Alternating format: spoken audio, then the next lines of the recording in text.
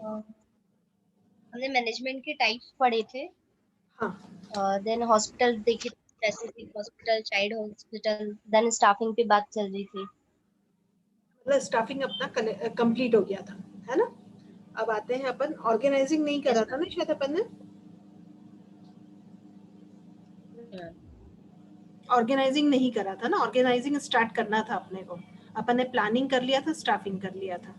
अब थर्ड जो important area आता है मैनेजमेंट का, दैट इज ऑर्गेनाइजिंग। क्या मतलब होता है इस वर्ड का, ऑर्गेनाइजिंग का?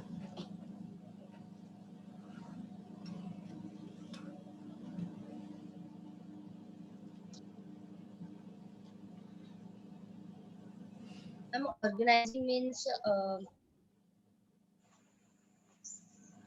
चीजों को एक प्रॉपर वे में और ऑर्गेनाइज करना, है ना? बहुत अपन लेमन लैंग्वेज में यही बोलेंगे कि अगर हमारे सारे बर्तन बिखरे हुए रखे हैं तो हम उन्हें प्रॉपरली अपने रैक में ऑर्गेनाइज कर रहे हैं, या हमारी किताबें शेल्फ से बिखरी हुई हैं बाहर पड़ी है तो हम शेल्फ में उसको ऑर्गेनाइज कर रहे हैं। सेम वे हम अगर हॉस्पिटल की इंडस्ट्री की बात करें तो वहां हमें किन किन चीजों को ऑर्गेनाइज करना पड़ेगा? मैम लाइक इंस्ट्रूमेंट्स हुए, जो भी नीड्स का सामान हुआ, जो भी हॉस्पिटल से रिलेटेड है, ये like operation theatre, ICU, then general ward, OPD. तो इन सब में काफी सारी चीजें जो होगी वो यूजफुल होगी, तो उन सभी को ऑर्गेनाइज करके रखना। हम्म, अब मान लीजिए सबसे पहली चीज हम लेते हैं कि स्ट्रक्चर जो है या लेआउट जो है हॉस्पिटल का, उसको अगर हमने प्रॉपरली ऑर्गेनाइज नहीं करा तो 4 मंजिल का हमारा हॉस्पिटल है, 4th फ्लोर पे जाके हम आईसीयू बना रहे हैं और ऑपरेशन थिएटर बना रहे हैं, तो क्या होगा?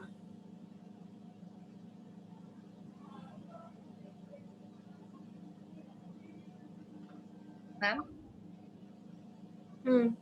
आवाज नहीं आई बेटा? तो मैम अच्छा, मैं ये बोल रही हूँ कि अगर हम एक हॉस्पिटल ऑर्गेनाइज कर रहे हैं या उसका स्ट्रक्चर बना रहे हैं और हमने अपना आईसीयू या फिर ऑपरेशन थिएटर ओटी जो होता है वो हमने उठा के 3rd फ्लोर या 4th फ्लोर पे रख दिया, तो क्या होगा?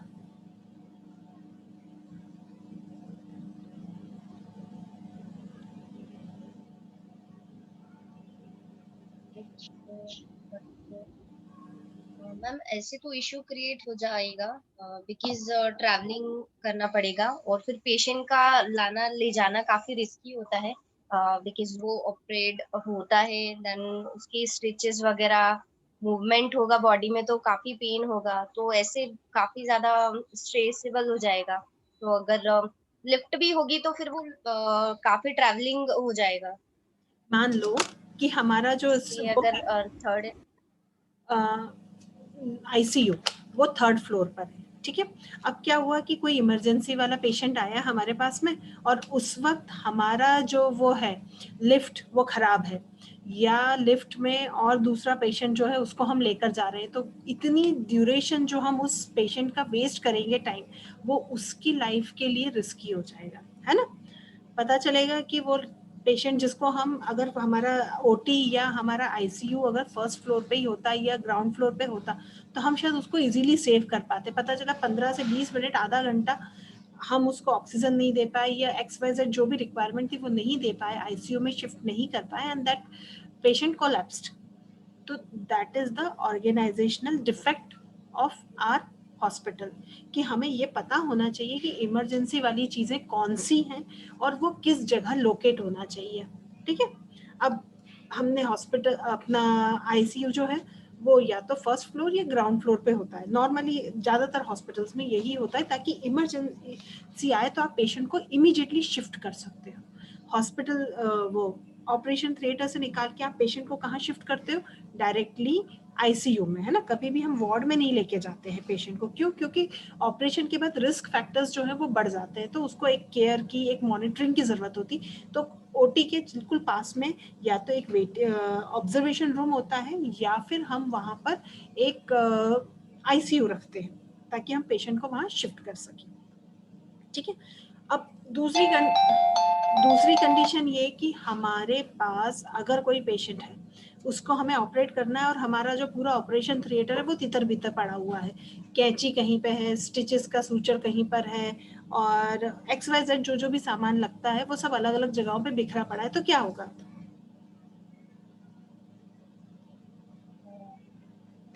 मैम बिकॉज उसकी क्लीनिंग जरूरी है सारी चीजों की। नेक्स्ट ऑपरेशन में हमें वही यूजफुल होने हैं, तो उनका स्टेरिलाइजेशन जरूरी है। देन अगर कुछ चीज मिस हो जाती है और अगर हमें उसकी नीड है तो फिर इशू क्रिएट हो जाए। बिकॉज ऑपरेशन चल रहा है तो उसमें हम रिस्क नहीं ले सकते, हमें सारे इंस्ट्रूमेंट्स की जरूरत होती है। एटलीस्ट हम ऑप्शंस में तो रखकर चलते हैं कि कभी नीड पड़ सकती है तो हम उसे ले। तो सभी को क्लीनिंग, स्टेरिलाइजेशन और उसके बाद पर्टिकुलर प्लेस पे उनका रखा होना जरूरी है। तो this is the organising of the equipments. अब क्या हुआ कि आपको पता है कभी भी जब ऑपरेशन होता है, एक सिंपल भी ऑपरेशन होता है ना, तो दो डॉक्टर्स पैरेलली चलते हैं सेम नॉलेज वाले, एक जो ऑपरेशन करता है और एक उसको जो असिस्ट करता है। असिस्ट करने वाले डॉक्टर को ये पता होता है कि अगर ये इंस्ट्रूमेंट है तो इसके बाद अब कौन सा इंस्ट्रूमेंट लगेगा, है ना। अगर आपने कैंची का यूज करा है तो कैंची के बाद आपको कौन सा इंस्ट्रूमेंट लगेगा, आपको जिससे आपको ऑर्गन को हटाना है या सिलाई करनी है या एक्सपाइजेड जो भी होते हैं। I am also not aware of so many instruments.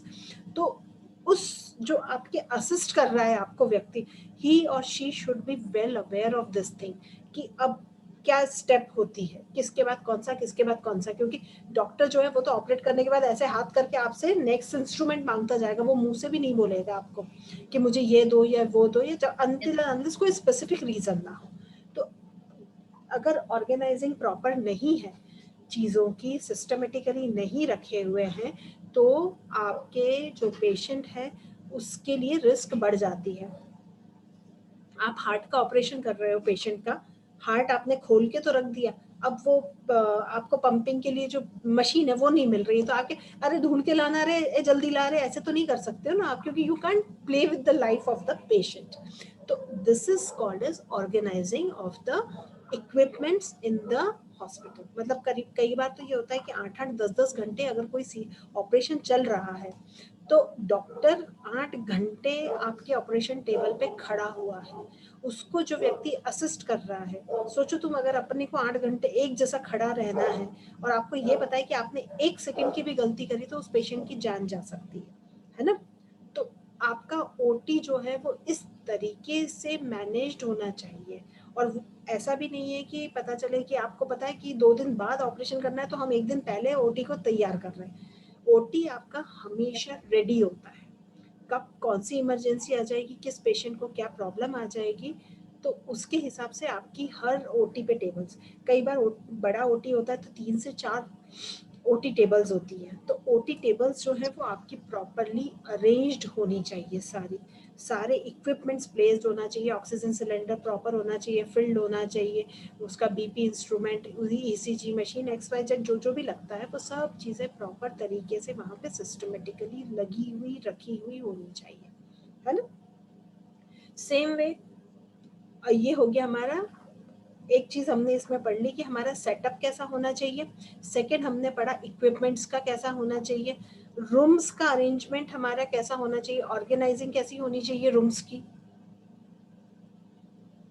अगर हॉस्पिटल कंस्ट्रक्ट कर रहे हैं तो प्राइवेट वार्ड्स कहाँ आएंगे, सेमी प्राइवेट कहाँ आएंगे, जनरल कहाँ आएंगे। Ma'am reception main, front of office, then OPD,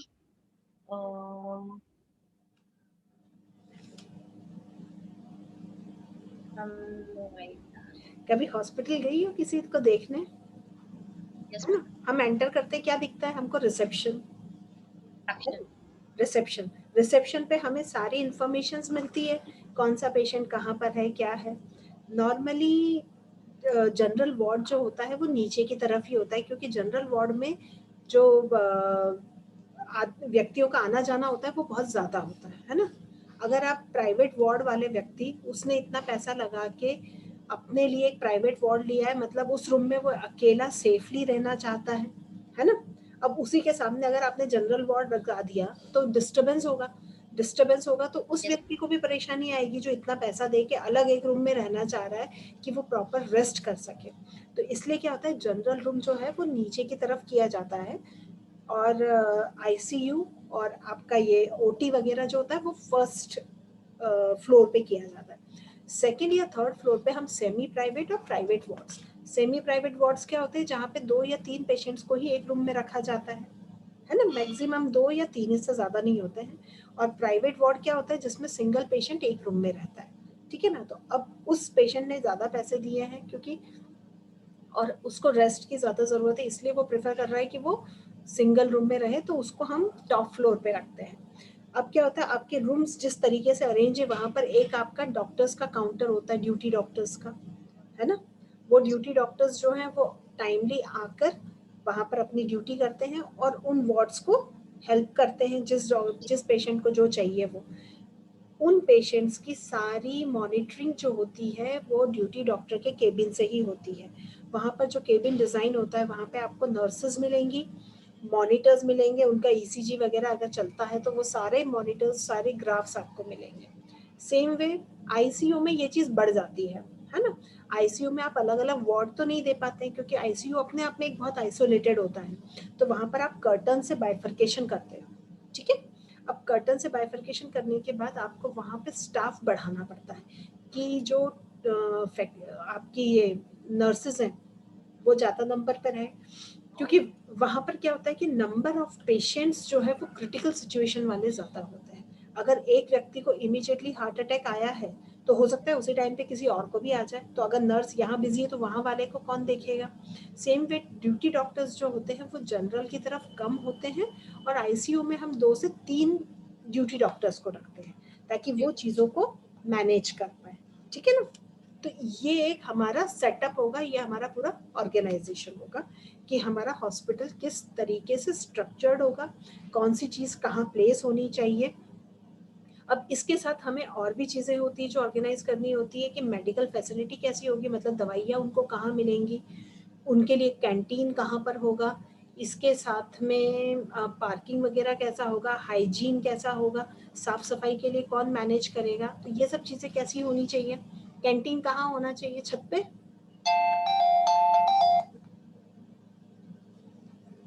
मैं लगाती हूँ, आपको क्लास चल रही है अभी,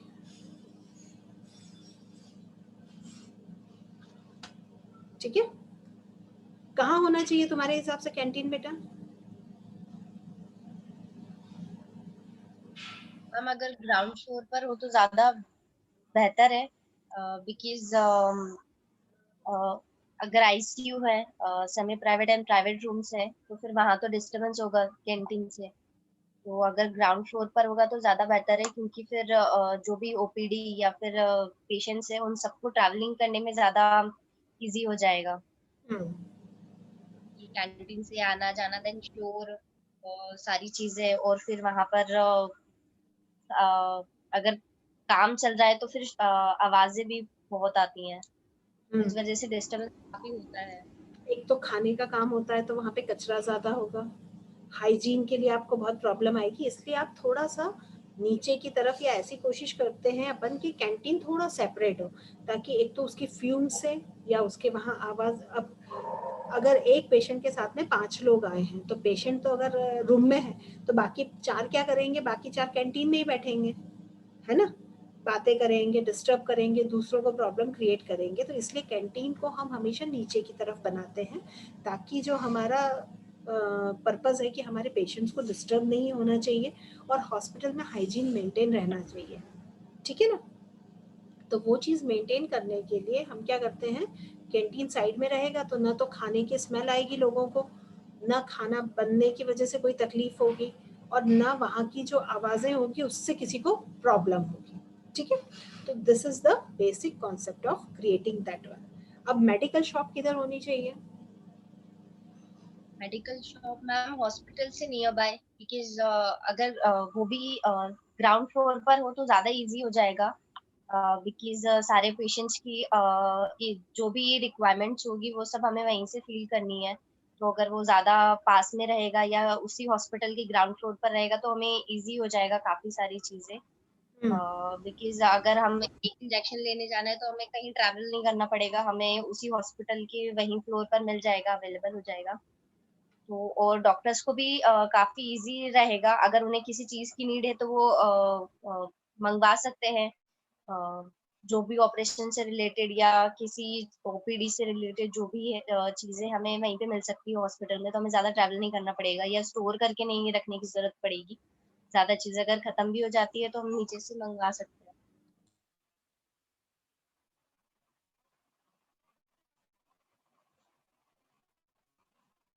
हो गया हमारा मेडिकल का सेटअप कि मेडिकल कैसा होना चाहिए, कैंटीन समझ में आ गया हमें। अब इसके अलावा हमको रूम्स और वो सब चीज़ें भी समझ में आ गई। ठीक है, तो ये हमारा पूरा ऑर्गेनाइजिंग हो गया। तो अब अगर तुमसे बोला जाए कि एक हॉस्पिटल डिज़ाइन करो तो कैसे करोगी, क्या क्या फैक्टर्स देखोगी, क्या क्या चीज़ें देखोगी? हम पहले तो एरिया, कि एरिया कितना है, बिकॉज हॉस्पिटल अगर हमें क्रिएट करना है तो वहां पर हम सारी नीड्स देखेंगे, ICU and then private, semi private, canteen, इन सब के लिए स्पेस होनी चाहिए। देन हम सबसे पहले रिसेप्शन डिजाइन करेंगे, देन ओपीडी, उसके बाद सेकंड फ्लोर पर हम आईसीयू और हमारे जो ऑब्जर्वेशन रूम होंगे वो, उसके बाद देन थर्ड फ्लोर पर हम private and semi private room देंगे। और जो हमारी कैंटीन होगी वो अगर हो सके तो ग्राउंड फ्लोर या सेपरेटली होगा, और ग्राउंड फ्लोर पर मेडिकल स्टोर। ठीक है, तो अब ऑर्गेनाइजेशन का मतलब समझ में आ गया कि हमें किस चीज़ों को कैसे ऑर्गेनाइज करना है। नेक्स्ट आता है हमारा कंट्रोलिंग। ठीक है, अब कंट्रोल का क्या मतलब होता है?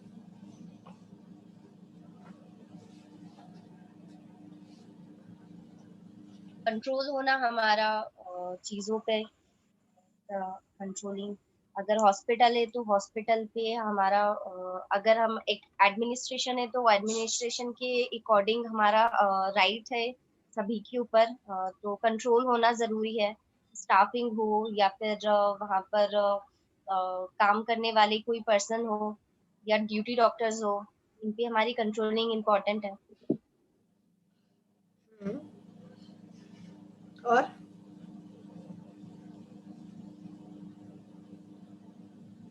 डॉक्टर्स पे तो कंट्रोलिंग नहीं हो सकती है, क्यों नहीं हो सकती? बट ये डॉक्टर है आपका कि एम्प्लॉई है ना, डॉक्टर आपका एम्प्लॉई है, आपको उसको कंट्रोल करते आना चाहिए भैया। आपको टाइमली बताना है कि आप कब आएंगे, कब नहीं आएंगे, कब छुट्टी लेंगे, या कब आपका वीकली ऑफ है। इन सब चीज़ों पे भी तो अपना ही कंट्रोल होगा ना। After all you are a administrator, तो you should be aware of this ना। कोई डॉक्टर बोल रहा है कि आपके सामने 2 इमरजेंसी पेशेंट्स हैं, ठीक है, और आप वेट कर रहे हो कि 5 मिनट में डॉक्टर अपनी गाड़ी पार्क करके आने वाले हैं, and after half an hour you get a message that he is going to come after 2 hours, तो क्या होगा? वैसे तो काफी रिस्की है, क्योंकि पेशेंट को अगर ट्रीटमेंट नहीं मिलेगा तो हो सकता है कि उसकी कंडीशन और ज्यादा क्रिटिकल हो जाए। हम्म, और दूसरी चीज क्या होगी कि ये हॉस्पिटल के लिए डिफेमेशन है कि वहां पे इलाज नहीं होता है, डॉक्टर ही नहीं होते, तो आपके आने वाले अगले जो 10 पेशेंट्स है वो नहीं आएंगे आपके यहाँ पे, है ना। क्योंकि माउथ पब्लिसिटी जो होती है वो सबसे ज्यादा इफेक्टिव होती है। मेरे घर के पास में एक हॉस्पिटल है, मुझे कोई इमरजेंसी हुई, मैं वहां गई, ठीक है, लेकिन वहां पर डॉक्टर नहीं अवेलेबल है मेरे लिए, मुझे कोई फैसिलिटी नहीं मिली, तो क्या होगा कि मैं अगले 10 को यही बोलूंगी कि भाई यहाँ पर फैसिलिटी नहीं मिलती है, आपको नहीं जाना है ना। तो that is a drawback for me. Clear? तो हमें ये चीजों को कंट्रोल करते आना चाहिए। चलो ये हो गया डॉक्टर वाला पार्ट, अब हम और किस पे कंट्रोल करेंगे? मैम, ओवरऑल स्टाफ जो भी हमारे हॉस्पिटल में वर्क करता है, उन सभी उस पे सभी पे कंट्रोलिंग होना इम्पोर्टेंट है। किससे कैसा क्या वर्क कराना है, किसको कौन सी ड्यूटी देनी है, देन उनके ऑफ्स पे मैनेज करना,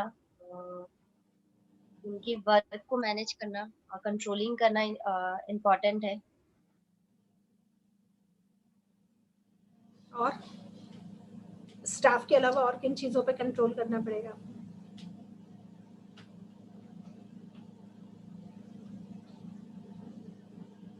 जो भी चीज़, जो भी इक्विपमेंट हम यूज़ कर रहे हैं वो प्रॉपर तरीके से यूज़ हो रहे हैं कि नहीं हो रहे हैं, उनका मिसयूज़ तो नहीं हो रहा, उनको वेस्ट तो नहीं किया जा रहा है ना।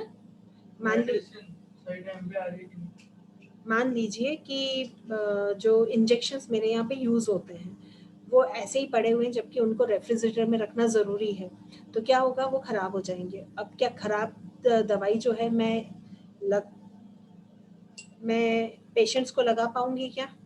नहीं लगा पाऊंगी। No ma'am. मतलब ये कि मैंने उस पर कंट्रोल नहीं रखा, मेरे स्टाफ ने उन चीज़ों का ध्यान नहीं रखा। और बीइंग ओनर या being administrator, it's your responsibility to take care of the things, है ना। क्योंकि आपका स्टाफ वहाँ सिर्फ ड्यूटी करने आता है, उसको ये पता होता है कि मुझे 10 से 5 की नौकरी करना है, बाकी वेस्ट हो रहा है तो उसकी जेब से तो कुछ जा नहीं रहा है, तो वो क्यों चिंता करेगा। तो चिंता किसको करनी पड़ेगी? आपको और ओनर को, है ना।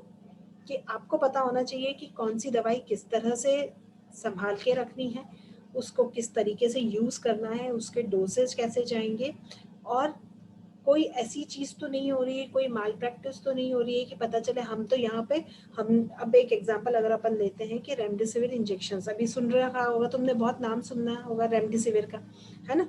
ये एक लाइफ सेविंग ड्रग है उन पेशेंट्स के लिए जिनके लंग्स में इन्फेक्शन हो जाता है कोविड की वजह से। तो उन पेशेंट्स के लिए मान लीजिए मेरे पास थे 1000 इंजेक्शंस मेरे हॉस्पिटल में, और उनको प्रॉपरली सब कुछ स्टोर करा, पता चला कि मेरे यहाँ का जो वार्ड बॉय है उसने 100 इंजेक्शन चोरी करे और बाजार में जाके सेल कर दिए। इसमें फॉल्स किसका हुआ? मेरा, क्योंकि मैं उन चीज़ों की केयर नहीं कर पाई। अब हॉस्पिटल के एडमिनिस्ट्रेटर की रिस्पॉन्सिबिलिटी थी कि नहीं? शिवांगी की रिस्पॉन्सिबिलिटी थी ना, बीइंग एडमिनिस्ट्रेटर, कि वो उन इंजेक्शंस को संभाल के रखते, क्योंकि आपको मालूम है कि वो इंजेक्शंस इजीली अवेलेबल नहीं है मार्केट में, and you are lucky enough that you got 1000 injections, ताकि आप अपने पेशेंट्स की जान बचा सको। तो अगर एडमिनिस्ट्रेटर या ओनर उस चीज़ पे ध्यान नहीं रखता है तो आपका स्टाफ कुछ भी गड़बड़ कर सकता है, कुछ भी गलतियां कर सकता है, ठीक है। तो this is the basic thing which you have to take care, कि आपको दवाइयों पे कंट्रोल, कौन सी दवाई ज़्यादा यूज़ आती है, ग्लूकोज बॉटल्स होती है, फिर आपके ये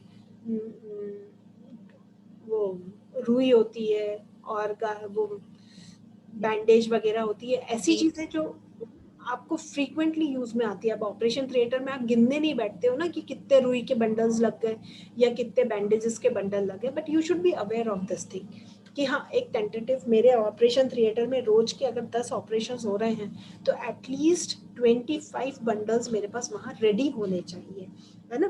क्योंकि खत्म होने पे वो पेशेंट के को छोड़ के डॉक्टर आपको बोलने तो नहीं आएगा ना कि मैं ऑपरेशन कर रहा था और वो रुई खत्म हो गई, जरा रुई दे देना, है ना। तो ये यस। चीज आपको वहाँ ध्यान रखनी है कि आपके स्टोर में कितना सामान आ रहा है, आपके स्टोर से कितना सामान जा रहा है। तो this is the proper controlling and tracking, कि आपको आने वाले हर सामान की जानकारी होनी चाहिए, जाने वाले हर सामान की जानकारी होनी चाहिए, प्रॉपर स्टोर कीपिंग आपके पास होना चाहिए। कौन सी दवाइयाँ ज़्यादा यूज़ में आ रही है, किस तरह के पेशेंट्स आपके यहाँ ज़्यादा आ रहे हैं, तो उनको हमें कौन सी दवाइयाँ देनी है, ठीक है। ये सब चीज़ें आपकी कंट्रोलिंग में आती हैं। पता चले कि अभी का सीज़न जो है उसमें कोविड की दवाइयाँ ज़्यादा लगनी है और हमने क्या कर रखा है, हमने नॉर्मल निमोनिया या फीवर की दवाइयों का स्टॉक करके रख लिया, और जो पेशेंट हमारे पास आ रहा है हम उसको वो प्रॉपर दे ही नहीं पा रहे। तो that is the failure on our part, कि हम चीज़ों को कंट्रोल नहीं कर पा रहे हैं। क्लियर? तो this is the basic thing of controlling. अब हमने मैनेजमेंट के 4 हिस्से कौन कौन से पढ़ लिए? Ma'am, planning, hmm, staffing, organisation and controlling. ठीक है। मतलब इन सबको मिला के हमारा एक जो मेन रोल है किसी भी चीज़ को मैनेज करने का, अगर हम इन चारों फैक्टर्स पे अपना कंट्रोल कर लेते हैं या इन चीज़ों को संभाल लेते हैं तो we can be a very good manager, ठीक है। तो जो फर्स्ट यूनिट में अपन पढ़ रहे थे कि मैनेजमेंट के फंक्शंस जो हैं वो that is similar to the hospital administration also, कि वहाँ पर भी आपको वही प्लानिंग करनी है, वही कंट्रोलिंग करनी है, स्टाफिंग करनी है, everything you have to do it like that only. Clear? जितना पढ़ा यस उसमें कोई डाउट हो या कोई ऐसी चीज जो आप पूछना चाहते हो? मैम, क्लियर है। क्लियर है? अब इस पे अगर एक असाइनमेंट दे दूं तो कर पाओगी? कोशिश करके देखना, जो चीज नहीं आएगी है ना, इस पे लिखो क्वेश्चन। What is management?